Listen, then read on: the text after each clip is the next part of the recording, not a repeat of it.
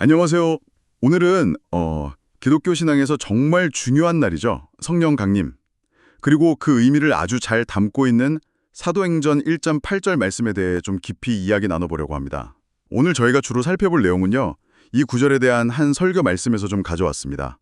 예수님이 이제 승천하시기 바로 직전에 성령이 오시면 권능을 받고 땅끝까지 내 증인이 될 거다 하셨잖아요.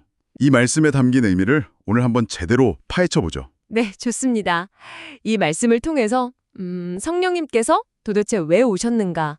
또 그분이 주신다는 그 권능이라는 게 뭘까? 그리고 증인의 삶은 구체적으로 어떤 모습일까? 이런 것들을 좀 더 명확하게 이해하는 그런 시간이 될 것 같아요.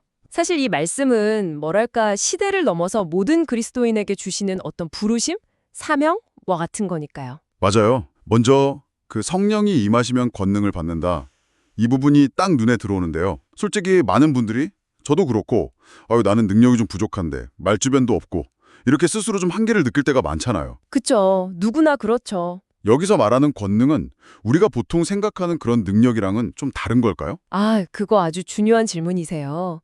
여기서 말하는 권능? 원어로는 이제 디나미스라고 하는데 이게 그냥 뭐 인간적인 기술이나 재능? 그런 차원이 아니고요. 그런 게 아니군요. 네, 근본적으로 하나님으로부터 오는 힘, 이걸 의미해요. 그러니까 성령께서 임하실 때 우리의 어떤 약함이나 부족함? 그런 걸 넘어서는 하나님의 능력이 우리에게 주어진다는 거죠. 와, 하나님의 능력. 네, 그 베드로를 생각해 보면 좀 쉬울 것 같아요. 예수님을 막 3번이나 부인했던 그 베드로가 성령을 딱 받고 나서는 수천 명 앞에서 얼마나 담대하게 복음을 전했습니까? 맞아요. 완전히 다른 사람이 됐죠. 바로 그 변화. 그게 바로 이 권능의 실제적인 모습이라고 할 수 있어요. 그런데 권능을 받아 내 증인이 되리라. 네네. 이게 약간 증인이 되지 않으면 권능이 별 의미가 없는 건가? 뭐 이렇게 들리기도 하는데요. 정확하게 보셨어요. 이 말씀의 진짜 핵심이 바로 거기에 있습니다. 성령께서 우리에게 권능을 주시는 궁극적인 이유, 그 목적이 뭐냐 하면 바로 우리를 예수님의 증인으로 삼기 위함이라는 거예요. 증인. 네. 그러니까 능력을 그냥 내가 갖는 것, 소유하는 것 자체가 목표가 아니라는 거죠. 그 받은 힘으로, 그 능력으로 예수님이 어떤 분이신지 또 그분이 하신 일이 뭔지를 우리의 삶으로 또 말로 증거하는 것, 그게 훨씬 중요하다는 메시지예요. 그렇군요. 네. 증인의 삶을 살게 하시려고 성령께서 오셔서 힘을 주신다. 이렇게 이해하면 정확합니다. 와, 증인이 되어야 할 그 범위도 보니까 예루살렘과 온 유대와 사마리아와 땅끝까지 이렇게 점진적으로 넓어지네요. 네, 그렇죠. 설교에서는 그 예루살렘을 지금 내가 발딛고 있는 곳, 나의 삶의 현장, 가정이나 직장, 학교 이렇게 해석을 하던데 저는 이 해석이 참 와닿더라고요. 네, 그 해석이 정말 중요합니다. 왜냐하면 예수님의 증인이 되는 일이 무슨 특별한 장소나 아주 특별한 시간에만 하는 게 아니라는 거거든요. 바로 지금 여기서부터. 네, 바로 지금 당신이 있는 그 자리에서 시작된다는 의미니까요. 가정, 직장, 학교, 동네 다 해당되죠.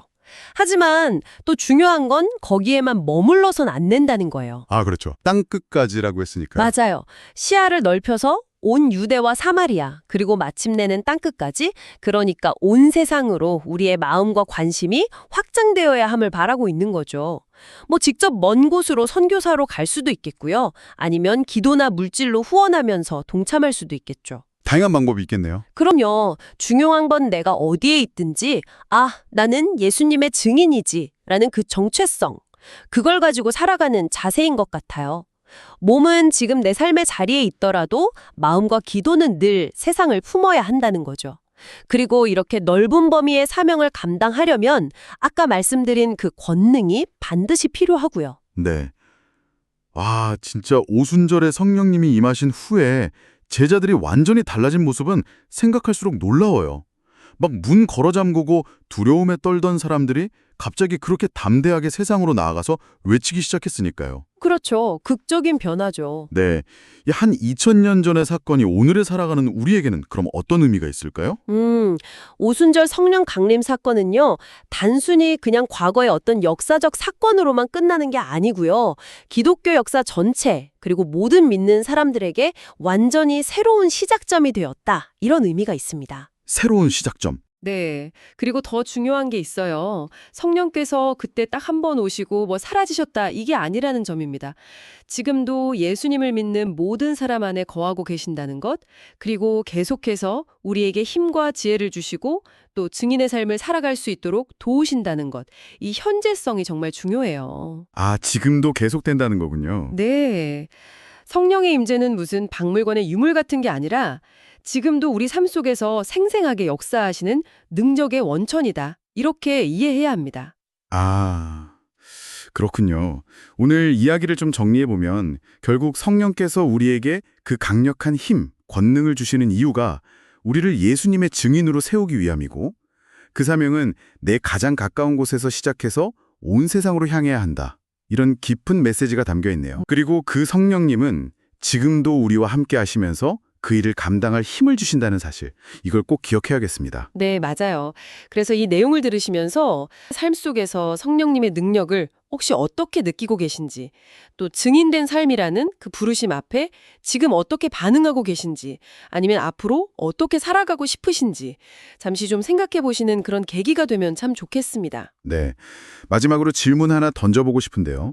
땅끝까지 복음을 전해야 한다는 이 말씀이 주는 어떤 거룩한 부담감 같은 게 있잖아요. 어쩌면 좀 외면하고 싶을 수도 있는 이 부르심이 오늘날 당신에게는 어떤 무게로 또 어떤 의미로 다가오시는지, 당신의 그 평범한 일상 속에서 이 거룩한 부담감을 어떻게 받아들이고 또 행동으로 옮겨볼 수 있을지 한번 깊이 고민해 보시는 것도 좋겠습니다.